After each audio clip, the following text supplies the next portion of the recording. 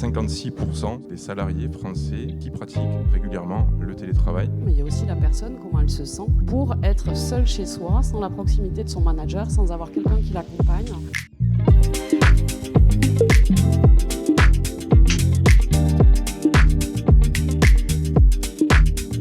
Bonjour à tous et bienvenue. Bienvenue à cette table ronde donc, sur la thématique du télétravail et du bien-être.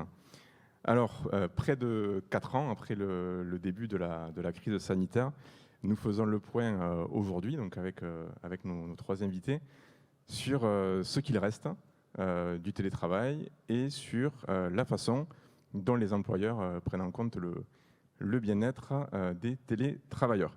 Alors aujourd'hui, peut-être que vous l'avez vu, je suis venu avec quelques accessoires donc qui vont un petit peu trahir mon métier.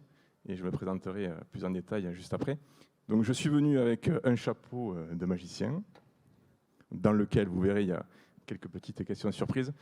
Et pour faire un petit écho à la conférence de tout à l'heure, les questions je les ai générées pour m'amuser avec ChatGPT, donc avec l'IA. Je suis venu aussi avec une baguette magique et avec une magnifique boule de cristal. Alors pourquoi tout ça ? Donc le chapeau, c'est juste pour piocher quelques petites questions et mettre un petit peu de fun dans cette table ronde qui sera, mis à part ça, animée de façon tout à fait classique. La baguette magique, c'est un outil que j'utilise beaucoup en coaching pro. Le chapeau et la boule de cristal, beaucoup moins. Mais la baguette magique, c'est pour donner des super pouvoirs à nos invités qui souhaiteront s'en emparer et pour faire finalement comme s'il n'y avait plus aucune limite. Et vous verrez, on y associera des questions en ce sens-là. Et la boule de cristal, qui peut faire aussi office de boule à facettes selon l'ambiance, qui nous permettra finalement de nous intéresser à l'avenir du télétravail, l'avenir du bien-être et du télétravail. Et on fera un lien avec la thématique de l'innovation à travers les questions sur la boule de cristal, puisqu'on sait que l'innovation est une thématique qui est chère à la mêlée numérique. Alors, j'ai un petit peu trahi mon rôle, parce que j'ai amené des outils donc, que j'utilise en coaching pro. Donc je me présente très rapidement. Donc moi, c'est Laurent Delas. Je suis coach agile chez IMSA, qui est assez représenté d'ailleurs à la mêlée numérique et notamment cette semaine. Et à côté, je suis aussi coach professionnel indépendant à travers ma propre structure, que j'ai créé à côté de IMSA, donc qui s'appelle Amasa. Donc Amasa, ça veut dire ensemble en occitan, puisque vous l'avez peut-être remarqué, j'ai un bel accent made in Occitanie, d'où le nom Amasa.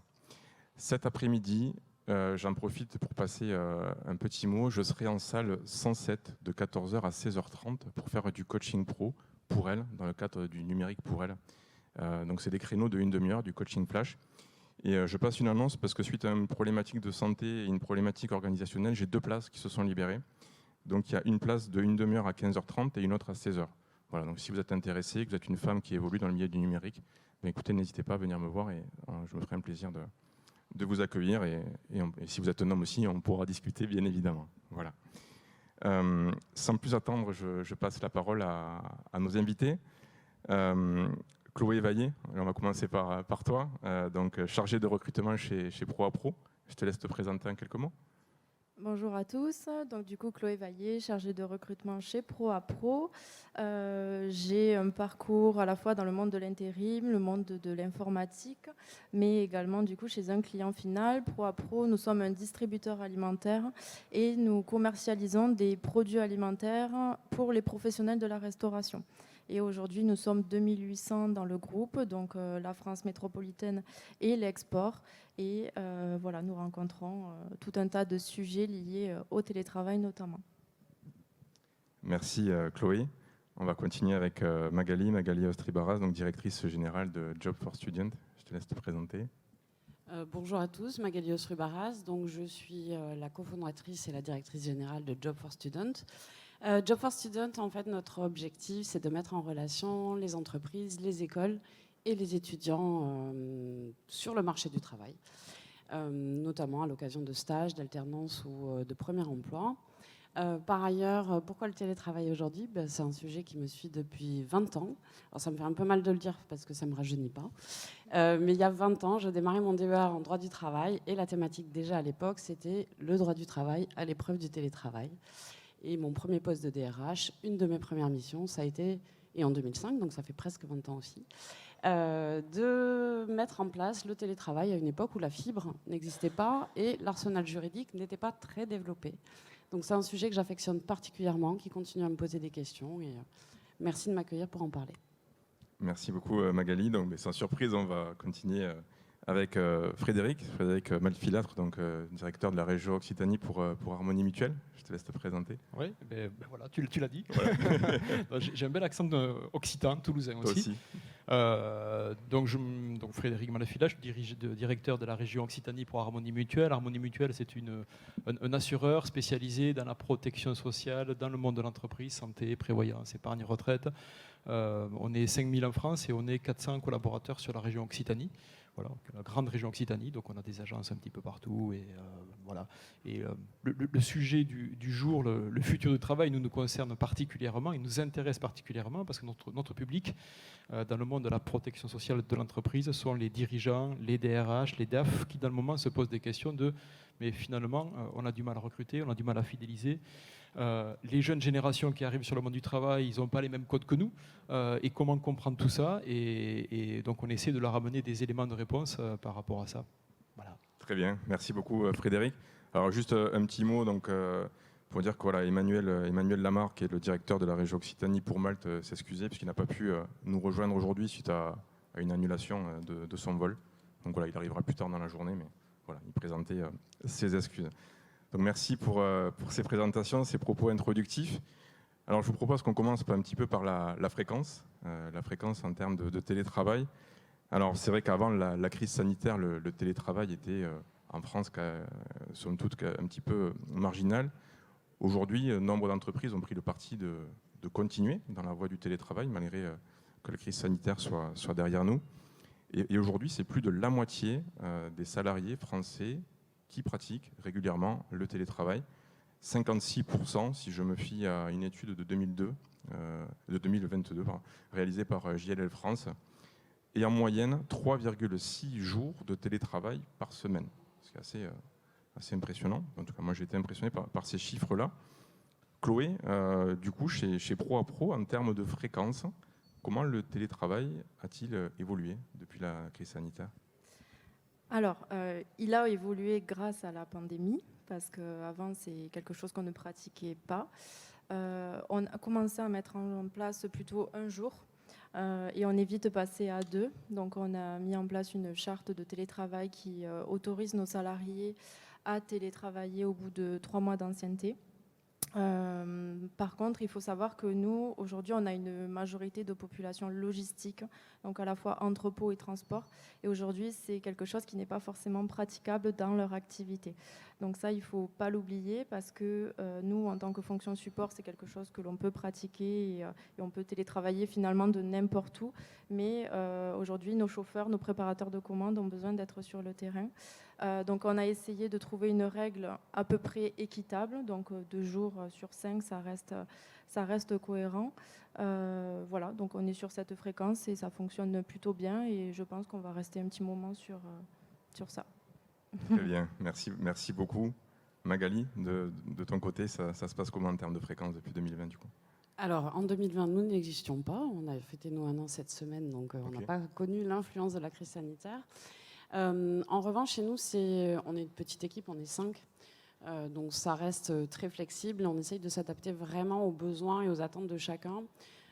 Finalement, la personne qui télétravaille le plus, je pense que c'est moi. Okay. Parce que j'ai 2 activités et que ça m'impose aussi d'être à 2 endroits différents. Voilà. En revanche, l'équipe a quand même besoin de se retrouver. Et on essaye, dans la mesure du possible, de passer au moins 1 à 2 journées ensemble chaque semaine. Mais ça, c'est vraiment une envie de l'équipe de se retrouver physiquement pour pouvoir échanger, pour pouvoir... voilà. Et dans l'équipe, on a des fans du télétravail qui pourraient télétravailler tous les jours sans aucune difficulté et d'autres qui tiennent moins. Donc on essaye vraiment de s'adapter et pour l'instant, ça fonctionne de cette manière-là. Ok, ouais, très bien. Quand vous venez, finalement, vous vous arrangez pour venir au même moment on organise en fait notre activité. Je pense qu'on en reparlera plus tard, mais la clé, c'est l'organisation en amont, en fait. Oui. Ok, super. Merci beaucoup. Frédéric, donc même question, mais au-delà, je crois, il me semble que chez Harmonie Mutuelle, vous avez aussi mis en place des choses pour vis-à-vis des jeunes et des exigences des jeunes vis-à-vis du télétravail. Alors, un chiffre, mais il y en aura d'autres. Mais aujourd'hui, c'est vrai que pour 36% des jeunes actifs, le télétravail est quelque chose pour eux qui est non négociable quand ils vont rentrer dans une entreprise. Chez Harmonie Mutuelle, voilà, par rapport à la fréquence et aux jeunes, comment ça se passe? Ouais. Alors nous, le télétravail, on l'avait instauré avant le Covid pour certaines catégories de collaborateurs. Après, suite au Covid, ça a été généralisé. Aujourd'hui, chez nous, il y a 70% des salariés qui pratiquent le télétravail. 1 jour, 2 jours ou 3 jours, c'est au choix du collaborateur, en lien avec le manager. Et le critère décisif, c'est est-ce que finalement le salarié qui va être en télétravail est suffisamment autonome pour se débrouiller tout seul lorsqu'il est chez lui. Parce que si on met quelqu'un 3 jours en télétravail qui n'est pas autonome, il ne maîtrise pas les process, les outils, etc., qu'il a besoin du manager à proximité, ben dans ce cas-là, soit on dira non, attends, il faut que tu progresses encore un petit peu avant de basculer en télétravail, et puis on va y aller de façon cadencée. Donc en moyenne, donc 70% des collaborateurs le font, et en moyenne, c'est plutôt 2 jours de télétravail qui est pratiqué. Nous, de notre côté, pour objectiver un petit peu tous les ressentis qu'il y a sur le télétravail, équilibre, vie privée, pro, parce que ça renvoie à tout ça aussi, le télétravail, c'est comment j'équilibre ma gestion de la vie privée et du pro, la notion d'engagement et de ça, ça renvoie à beaucoup de choses derrière le monde télétravail. Donc on a lancé dernièrement, en juin dernier, un baromètre de l'engagement des salariés en Occitanie, qui va interroger un panel de 711 salariés, tous secteurs d'activité confondus, mais que sur l'Occitanie. Et l'objectif de ce baromètre, c'est de démystifier, ou en tout cas d'objectiver, soit des légendes urbaines, ou pas. Du type, est-ce que la grande démission, ou la démission silencieuse, est-ce qu'on est concerné en Occitanie? Voilà. Donc il y a plein de légendes, oui, il y a des démissions ou pas, on ne sait pas trop. Ben, on a objectivé ça. Donc on a fait appel à une société qui s'appelle Peoplevox, qui nous a accompagnés dessus et qui dit qu'en Occitanie, par exemple, 25% des salariés sont concernés par la démission silencieuse. Et quand on creuse la stat, on s'aperçoit que derrière cette démission silencieuse, donc ça veut dire aussi qu'il y en a 75 qui sont OK, quoi, tout va bien. Hein, ben, voilà.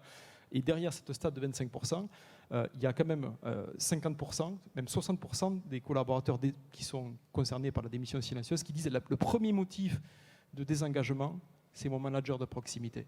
Et donc ça renvoie à des choses liées notamment au télétravail, parce que si on fait du télétravail mais que le manager n'a pas changé ses pratiques managériales, ben ça crée des dysfonctionnements et ça ne marche pas. Voilà, donc on pratique le télétravail, on le pilote, on le gère, mais je crois qu'on y revient ensuite. Oui, on va y revenir, merci Frédéric. Donc du coup, ce que je retiens finalement, c'est quelque chose d'individualisé, avec une forte proximité avec le management. Oui, c'est clair, c'est la clé de réussite, et comme Magali et Chloé, lorsqu'on revient sur le lieu de travail, c'est un moment important aussi. Hein. Voilà, parce que en fait, la question, c'est pourquoi ils reviennent sur le lieu de travail, qu'est-ce qu'ils viennent chercher sur le lieu de travail, parce que ça pourrait être ça le sujet presque. Et d'ailleurs, je pense qu'il faut aussi faire attention par rapport aux généralités qu'on peut faire sur les nouvelles générations. Parce que contrairement à ce qu'on pense, finalement, la jeune génération, c'est-à-dire les jeunes qui arrivent sur le marché du travail, n'est pas toujours si d'accord que ça avec le télétravail, en tout cas le full télétravail dès l'origine. Il y a une étude qui a été faite juste à la sortie du Covid qui dit exactement l'inverse. En population générale, il y a 18% des collaborateurs qui ne voulaient pas revenir en télétravail une fois la crise sanitaire passée. Dans la tranche 18-35, c'est plus de 25%. Donc en réalité, et ça a touché à la notion d'autonomie, c'est est-ce que je me sens suffisamment autonome moi-même aussi, parce que des fois on peut avoir le regard de manager, mais il y a aussi la personne, comment elle se sent, pour être seule chez soi, sans la proximité de son manager, sans avoir quelqu'un qui l'accompagne, sans avoir quelqu'un qui la forme, etc. Et je pense que la notion de flexibilité dans le télétravail, elle est majeure sur ces questions, et c'est un des enjeux des managers. Déterminer qui vraiment a envie et se sent capable de télétravailler ou pas. Finalement, le maître mot, j'ai l'impression que c'est quand même le bon sens, la proximité avec le manager, s'appuyer sur le manager et faire confiance aussi aux collaborateurs pour voir son degré d'autonomie et son envie par rapport au télétravail. Et quand on se rejoint, quand on vient sur site, on s'arrange pour venir ensemble pour recréer du lien. Et Laurent, pour rebondir sur ce que dit Magali, dans les critères des jeunes générations, parce qu'on zoome en particulier ces jeunes générations, parce que à l'horizon 2030, 2030 c'est dans 7 ans, hein, il y a 70% de nos salariés dans les entreprises qui auront moins de 30 ans. Donc ça veut dire que si nous, dirigeants, on ne se préoccupe pas de quelles sont leurs prérogatives, leurs leitmotiv, leur envie, leur motivation, on va être complètement largué. Tout à fait. Et, voilà. Et du coup, la notion de télétravail, je remonte, tu as raison Magali, dans notre baromètre, le télétravail, c'est vraiment pas le premier critère de choix d'une entreprise. Le premier, c'est l'ambiance de travail, le côté humain, c'est le premier critère qui remonte. Le deuxième, c'est la rémunération. Et après, c'est l'autonomie, c'est les possibilités d'évolution. Et le télétravail arrive pratiquement en 7-8e position dans un des choix. Un des critères, ça en fait partie, oui. Mais ce n'est pas le principal, okay. Effectivement. Ouais, intéressant. Super, merci beaucoup. En tout cas, ce que je retiens, c'est que l'humain est le premier critère, et quand je vous entends parler du télétravail, finalement, vous ne le dissociez pas, et heureusement d'ailleurs du côté humain et du bon sens. Super. Du coup, on a parlé un petit peu de fréquence, et on est en train d'aller petit à petit vers le bien-être, évidemment. Du coup, Chloé, je te regarde. Du coup, chez Pro à Pro, justement, comment est-ce que vous prenez en compte le bien-être des télétravailleurs ? Alors, ça rejoint un petit peu ce que vous disiez. Déjà, juste pour rebondir, en tant que chargée de recrutement, je suis confrontée aussi aux demandes des candidats. C'est très rare, les candidats qui demandent du full télétravail, et ça touche principalement des populations très ciblées, et pas notamment qu'en âge, mais aussi en domaine métier. Notamment dans le monde de l'informatique. Mais voilà, ça reste très mineur par rapport à toutes les autres demandes qui peuvent graviter autour. Nous, chez Pro à Pro, donc, ce que je disais, hein, c'est donner du sens, garder un principe d'équité, encore une fois, par rapport à la majorité de la population que nous avons. On ne force personne. La personne qui n'aime pas télétravailler peut venir tous les jours. La personne qui souhaite faire un jour de télétravail, elle vient un jour. Et à contrario, il y a des personnes qui viennent seulement 3 jours sur site. Voilà, nous, on est vraiment sur la confiance. On accompagne nos managers, on les forme au management à distance. Ça, c'est hyper important parce que voilà, on parlait des managers, mais on peut rentrer dans un système où à la fois le collaborateur peut abuser du système, mais le manager peut aussi délaisser son collaborateur. Donc on accompagne à la fois les managers et les collaborateurs au travers de questionnaires aussi, ça existe aussi chez nous.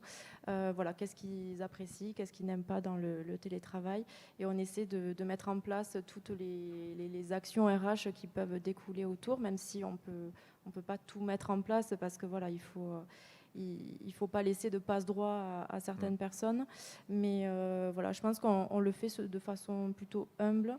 On essaie de pas trop laisser carte libre, et voilà, les salariés en tout cas aiment beaucoup le télétravail et vraiment le font en bonne intelligence. Ça, c'est très très important. Ils le font en bonne intelligence et ils n'abusent pas du système. Très bien. Voilà. Donc du bon sens, de la bonne intelligence, un lien avec le management, avec les RH. Ok, super. Donc tu disais aussi que vous mesuriez quelque part un petit peu le bien-être. Est-ce que tous les trois, vous avez d'autres indicateurs, qui soient plus ou moins formels d'ailleurs, pour vérifier, s'assurer du bien-être des télétravailleurs ?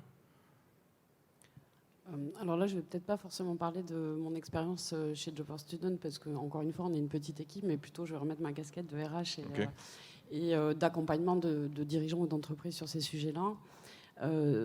Ce qui est compliqué en fait quand on est un manager ou quand on est une équipe à distance, finalement, c'est qu'on va manquer peut-être de tout ce qui est finesse du non-verbal, dont on va se rendre compte un petit peu plus facilement quand on est physiquement avec les gens, quand quelqu'un va moins bien, etc. C'est un petit peu plus simple à sentir. Et quand on n'a pas acquis ces réflexes, j'allais dire avant, en termes de management, d'aller questionner, d'aller chercher auprès des gens, de savoir comment ils se sentent dans leur poste, dans leur organisation, etc., ça peut être effectivement un petit peu compliqué, ce passage à distance. En fait, je pense que tout simplement, il faut poser la question. Ça n'a pas besoin d'être compliqué. Plutôt de faire l'ordre d'une démarche sincère, s'enquérir régulièrement de comment les gens se sentent dans leur job, dans leur travail, juste poser la question. Ce qui est très très drôle, c'est que si on parle à nouveau des jeunes générations, si on pense aujourd'hui que s'ils vont pas bien, ils vont nous le dire, on se plante. Là, par contre, pour le coup, parce qu'autant 87% d'entre eux attendent d'avoir du feedback ou un manager qui prend de ses nouvelles, etc., autant il y en a seulement 16% qui vont aller de manière spontanée dire je vais pas bien. Alors, quelle forme ça peut prendre? Il y a effectivement des personnes, des structures aujourd'hui qui sont très bien, qui accompagnent les entreprises à aller questionner le bien-être des gens, etc., au moyen de formulaires, de questionnaires, de méthodes plus ou moins innovantes. Mais si on est une plus petite structure ou qu'on n'a pas les moyens, ça n'a pas besoin d'être très, très compliqué. Un questionnaire sur Forms, tout simplement. Décrocher son téléphone, si on a une petite équipe, poser la question. Enfin, c'est du bon sens, mais en fait, il faut penser à le faire. Et c'est ça qui est compliqué, c'est que finalement, le bon sens doit devenir quelque chose de ritualisé. Et c'est peut-être le plus complexe à faire au quotidien quand on est manager, c'est de se dire, ben oui, aujourd'hui, je prends mon téléphone et sans aucune autre raison, j'appelle un de mes collaborateurs et je lui demande juste comment il va. Le bon sens et le fait de venir vers eux, les solliciter pour leur poser la question. Tu évoquais, tu évoquais aussi la puissance du non-verbal. Et c'est vrai qu'à distance, on peut parfois manquer des informations. C'est vrai que le verbal, quand on passe un message, je ne sais pas si en termes de pourcentage vous avez le chiffre, c'est 7%. Voilà, donc tout le reste est réparti sur le non-verbal et le paraverbal. Donc c'est sûr que si on se fie qu'au langage à travers les mots, on va dire, sur le contenu, on va manquer beaucoup d'informations. Et ça me fait penser aussi quand on les appelle à la webcam. Je ne sais pas si vous avez ces problématiques chez vous quand on va chercher de l'information pour savoir comment ça se passe. Voilà, c'est peut-être un moyen aussi d'allumer la webcam, de s'assurer que quand on nous dit que tout va bien, c'est que vraiment tout va bien. Vous avez cette problématique quand vous allez vers eux pour trouver le bien-être, enfin savoir comment ça se passe ou pas spécialement. Ça va? Alors nous, on n'a pas enfin, on ne force pas les personnes à mettre la caméra. Après, c'est sûr, c'est quelque chose qui est apprécié. Après, le revers du télétravail, c'est qu'on ne sait pas dans quel état les personnes sont derrière la caméra. Donc voilà, on force pas. La personne qui veut la mettre, elle la met. Celle qui veut pas, elle la met pas. Mais c'est pas pour autant que la personne ne va pas travailler derrière parce qu'elle ne met pas la caméra. Mais effectivement, on va pas voir si la personne elle est plutôt contente ou c'est un jour où ça va pas. Enfin voilà, mais en tout cas, nous, en tant que service RH, on ne se sent pas assez légitime, enfin pas légitime, mais voilà, c'est délicat de forcer quelqu'un à mettre la caméra. D'accord. Et même sans ça, un petit rituel tout simple qui consiste à demander à chacun, enfin en tout cas chaque personne qui le souhaite, parce que je suis assez d'accord sur le côté volontaire, de mettre par exemple, si on a un système, un réseau social d'entreprise ou même un réseau social plus classique, un smiley avec comment il se sent aujourd'hui et quel est son besoin, tout simple, ça permet de savoir aussi visuellement pour chaque membre de l'équipe. C'est pas compliqué, ça prend pas de temps, il suffit de le mettre en place, de le ritualiser et sans avoir forcément de visu la personne, parce qu'effectivement, en termes de respect de la vie privée, ça pose aussi d'autres questions. Imposer la caméra, c'est toujours un peu touchy. Quand même. Je comprends. Pour moi, la caméra, c'est un peu accessoire, en fait. Allumer, pas allumer, bon, ok. Moi, je pense que dans le télétravail, ce qui est essentiel, c'est le rôle, une fois de plus, il y a plein de choses qui reposent sur le manager, mais si tu es en télétravail et que ton manager t'appelle 4 fois par jour, parce qu'il a peur, il craint, parce que le manager lui-même porte des objectifs et que son manager dessus lui met la pression, etc.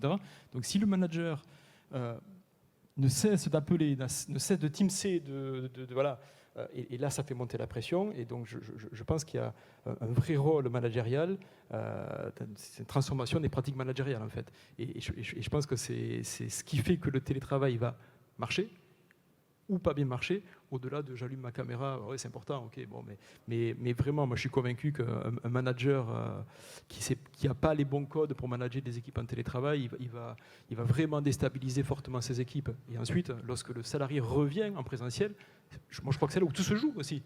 Parce qu'une fois de plus, c'est là où il y a la cohésion sociale de l'entreprise, c'est là où on se sent appartenir à une entreprise, à un groupe, à un collectif, où on partage des choses, où on partage des valeurs, où on partage une vision d'entreprise, et c'est là où tout se joue. Et après, il faut que ce soit congruent et cohérent avec, ok, quand je suis à la maison en télétravail, il faut qu'il y ait la même vision que quand je suis dans l'entreprise. Il faut de la congruence dans tout ça. Et ça, moi je suis convaincu d'une chose, hein, c'est la ligne managériale qui porte ça. Et en premier lieu, le dirigeant d'entreprise qui insuffle au manager et qui porte cette culture d'entreprise plutôt positive et plutôt liée sur de la confiance, parce que c'est le télétravail égale quand même autonomie et confiance. Et c'est à nous, dirigeants, de l'insuffler, vraiment de le porter avec congruence une fois de plus. Sinon, ça ne marche pas. Oui, ce que tu dis me fait penser au management agile qu'on voit dans les organisations qui se transforment de plus en plus vers l'agilité, mais même au-delà. Et l'un des principes, l'un des principes ou des valeurs fondatrices, effectivement, c'est l'autonomie, aller chercher l'autonomie des collaborateurs. Pas sur tout, évidemment, puisqu'il y a certaines choses qu'il faut centraliser, mais faire confiance, c'est le maître mot, la confiance du management et l'accompagnement, tout à fait. Finalement, pour rebondir, manager à distance et manager tout court. Oui. Sauf que là, c'est on va dire un révélateur des insuffisances managériales. Les erreurs qu'on fait à distance ont un impact plus rapide, plus fort. Mais finalement, le changement de paradigme managérial, il devrait avoir lieu dans toutes les sphères, y compris dans l'entreprise. Oui. Sauf que quand on est à distance, le rapportant est différent et on ne peut pas rectifier de suite une erreur qu'on viendrait de faire. Et du coup, voilà. Mais je pense effectivement que manager à distance devrait être réalisé de la même manière que manager en présence, en fait. Tout à fait. Ce que je vous propose, en introduction, j'ai parlé du chapeau. Donc je vous propose qu'on pioche une petite question. Alors comme je le disais en introduction tout à l'heure, les questions qu'il y a dedans, je me suis amusé à les générer avec ChatGPT. Donc on va voir ce qu'il nous propose. Il avait fait une faute d'orthographe d'ailleurs, mais je l'ai corrigé. Alors, petite question. Alors, si vous étiez, il a été très imaginatif, si vous étiez un conseiller en bien-être pour les employés en télétravail, quelles règles farfelues imposeriez-vous, il y a le terme imposé, mais il n'était pas de moi, quelles règles farfelues imposeriez-vous pour améliorer leur bien-être mental et physique? Chloé, ça te parle? Alors, quelles règles farfelues ce qui me passe par la tête, elle. Vas-y. Moi, j'imaginerais quelque chose comme... alors, je pense à moi qui suis en télétravail sur ma chaise de salon. Là, j'imaginerais quelque chose comme un fauteuil où on peut se faire masser, dorloter avec de la musique dans les oreilles tout en travaillant. Parce que c'est pas super agréable de rester assis sur une chaise pendant 8 heures de travail. Voilà, c'est ce qui me vient à l'esprit pour garder sa condition physique aussi et pas trop voilà, rester, je perds le mot, mais voilà, rester assis sur sa chaise toute la journée, voilà, c'est ce qui me vient à l'esprit. Ouais, finalement, le confort du télétravailleur chez lui pour qu'il puisse travailler dans confort, de bonnes conditions. Mais le confort physique est forcément lié au confort mental, donc après, voilà, je pense qu'allier les deux et avoir l'esprit serein aussi, voilà. Ça marche, merci Chloé.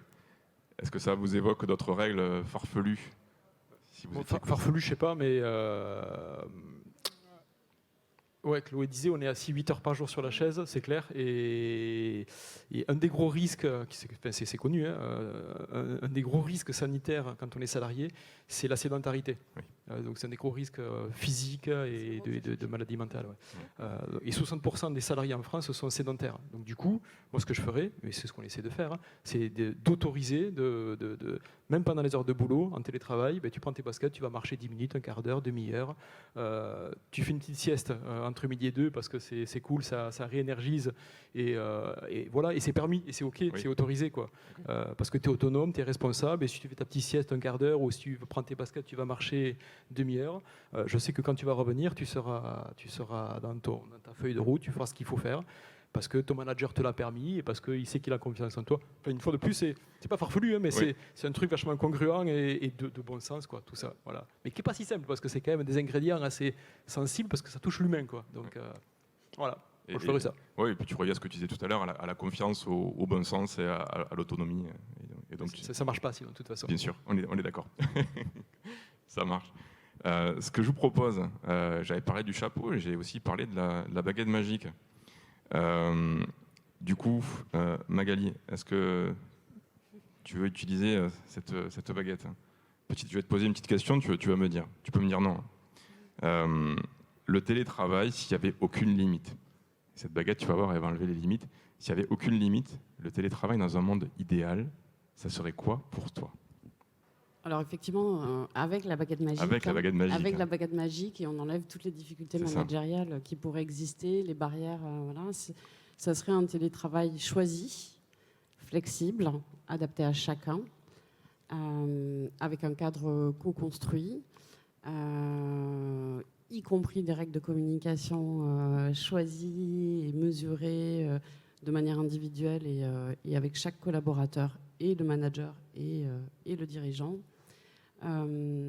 Ça serait surtout un télétravail qui permet finalement d'avoir les deux ingrédients qui permettent de se sentir, selon moi, épanoui et de se réaliser dans le travail, donc finalement d'être engagé et performant aussi, qui serait d'un côté d'avoir un télétravail qui permet d'avoir des relations agréables. Quand je dis relations, c'est pas forcément être le meilleur ami de toutes les personnes de son équipe, mais de se sentir considéré comme une personne à part entière dans l'entreprise, y compris à distance, et des résultats, donc des résultats avec un degré d'autonomie adapté à qui on est et à son ressenti, les ressources pour pouvoir obtenir ces résultats, finalement des objectifs clairs et consentis, des feedbacks réguliers, montants et descendants. Voilà. Super, merci beaucoup. Avec plaisir. Est-ce que vous voulez vous aussi essayer la baguette magique pour essayer de poser un cadre idéal? Oui, un petit coup de baguette magique. Allez, on y va. Moi, télétravail dans un monde idéal, télétravail ou pas, ce serait un monde où finalement, c'est une baguette magique, hein, il n'y aurait plus de manager. Ok. Voilà. Où chacun a pigé le sens de son travail. Tout le monde s'est imprégné de « je suis dans une boîte qui a des valeurs, ok, c'est moi qui l'ai choisi cette entreprise parce qu'il y a des choses qui m'intéressent. J'ai compris mon objectif, moi en tant que collaborateur, je sais ce que je dois faire et je suis engagé, j'ai du sens, de l'autonomie, etc.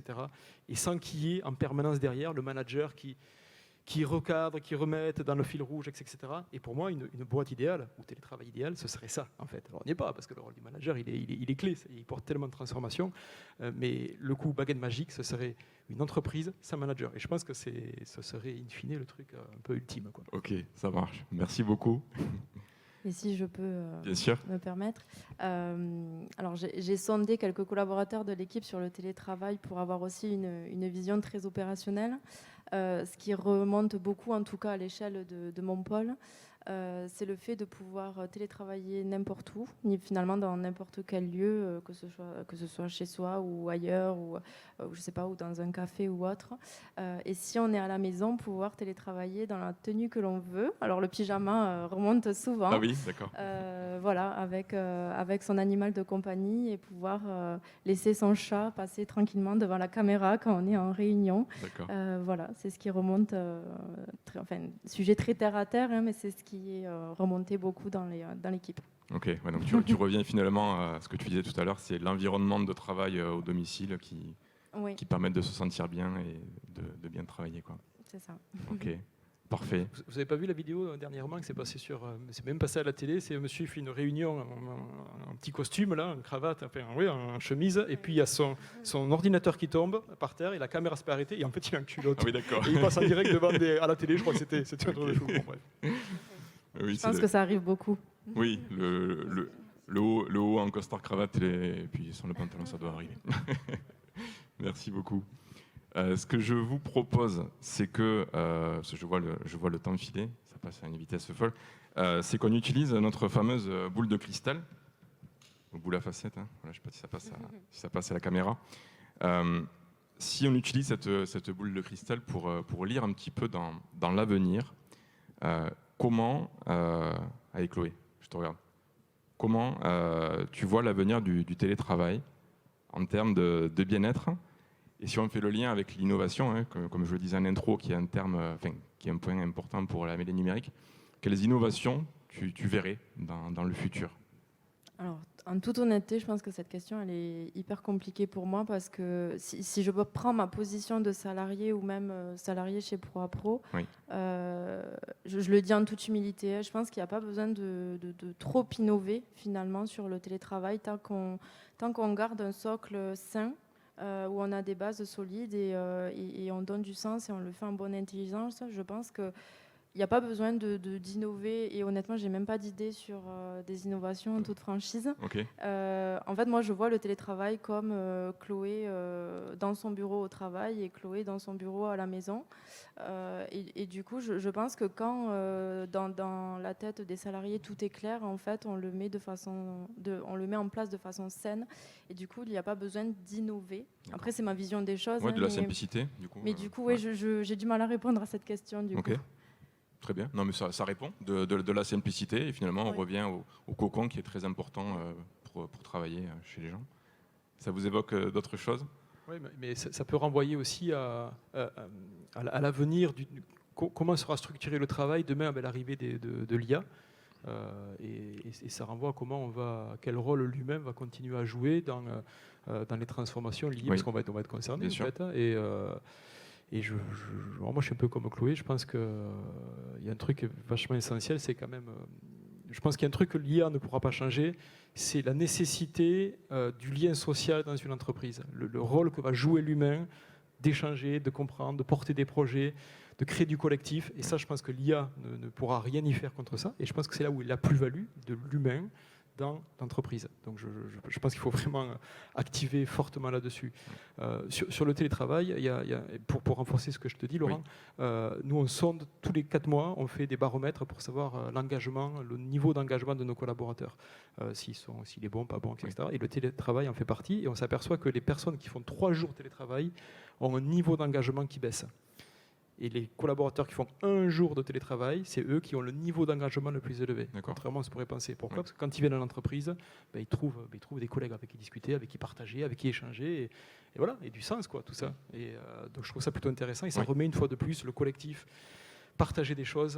Et c'est, je pense, qu'essentiel. Et par rapport à toutes ces innovations qui vont arriver demain dans le monde du travail, je pense que c'est là où il faut. On est attendu. Clairement. Après, moi, j'ai un regard un peu différent peut-être par rapport au télétravail, parce que je le disais en amont, moi, c'est un sujet qui... voilà. Il y a 20 ans déjà, quand je commençais mes recherches à ce sujet-là, on annonçait que dans les 3-4 années à venir, il y allait avoir une révolution, notamment sur le droit du travail, avec un impact très fort, que ça allait supprimer le code du travail, que tout le monde allait devenir indépendant grâce au développement des nouvelles technologies, etc.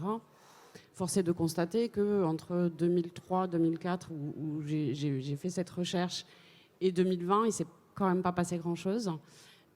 Donc je me méfie toujours des attention. Et puis surtout, le télétravail tel qu'on en parle, ça reste du travail à distance. Et le travail à distance, finalement, c'est même l'ancêtre du droit du travail, du salariat, puisque... autrefois, les tâcherons, ce qu'on appelait les tâcherons, les gens qui travaillaient à la tâche, que ce soit des couturières, des personnes qui travaillent dans les champs, etc., travaillaient à distance selon des modalités. Et ce qui change en fait aujourd'hui, c'est les nouvelles technologies associées qui rendent les choses plus rapides et peut-être plus généralisées, et encore surtout dans le secteur du tertiaire quand même, parce qu'il faut aussi remettre les choses dans leur contexte. Tous les postes ne sont pas télétravaillables à domicile en tout cas. Et en fait, la boule de cristal, j'ai beaucoup de mal à la voir parce que je deviens très méfiante sur les attention, qu'est-ce qui va se passer. Je reste convaincue en revanche, effectivement, que la clé, c'est l'humain, la relation qu'on va vouloir entretenir avec les gens, quelles que soient les modalités d'organisation du travail qui se décideront demain et les nouvelles technologies qui viendront potentiellement révolutionner. En revanche, il existe des outils aujourd'hui qui sont déjà en train de mobiliser, de changer les choses, notamment avec la réalité virtuelle, où on peut recréer des réunions physiques avec ses collègues, par exemple. C'est vachement plus sympa que Teams ou avec caméra et ça. En revanche, il y a une chose dont on ne tient pas compte, c'est les compétences cognitives des gens. Et ça, c'est quelque chose qui me fait très peur, parce que les réunions Zoom toute la journée, c'est juste l'inverse de ce que notre cerveau est capable de faire. Et voilà, la limite, pour moi, elle est plus là, dans comment on utilise ces nouvelles technologies, comment on accepte que l'être humain n'avance pas au même rythme, justement, que la technologie, comment on l'adapte. Et ça, pour moi, les enjeux, ils sont plutôt là que de savoir quelle modalité d'organisation. C'est plutôt qu'est-ce qu'on va en faire pour l'humain, quoi. Oui, c'est intéressant. D'ailleurs, j'avais vu passer une étude sur des imageries du cerveau, des gens qui sont en réunion toute une journée ou toute une après-midi, et finalement de finir, ne serait-ce que 10 minutes, un quart d'heure plus tôt la réunion, a des effets extrêmement bénéfiques sur le cerveau, le fait de baisser la tension et de rester plus concentré. Et on en revient finalement au respect de l'humain avant la technologie. Donc je pense que c'est une belle conclusion, parce que je vois qu'il est 41, il va nous rester presque 4 petites minutes pour clôturer. Ce que je vous propose, c'est qu'on utilise ces dernières minutes, peut-être, si vous aviez un conseil, chacune d'entre vous, à donner aux gens qui nous regardent pour prendre en compte le bien-être des télétravailleurs, pour bien vivre le télétravail. Vis-à-vis du télétravail au sens large, ça serait quoi? Communiquer. Communiquer. Je pense que l'écoute active et une communication franche et saine, ça reste la clé de beaucoup de choses, y compris et encore plus peut-être en télétravail. Très bien, merci. Je rejoins Magali, il faut savoir dire les choses et dire quand on peut ne pas y arriver aussi à télétravailler parce que c'est pas si simple que ça nous sort de notre zone de confort et dire les choses, j'aime ou je n'aime pas et communiquer avec son manager, avec sa direction et savoir trouver ses propres limites aussi parce qu'il faut apprendre à se connaître pour bien télétravailler et le faire de façon saine.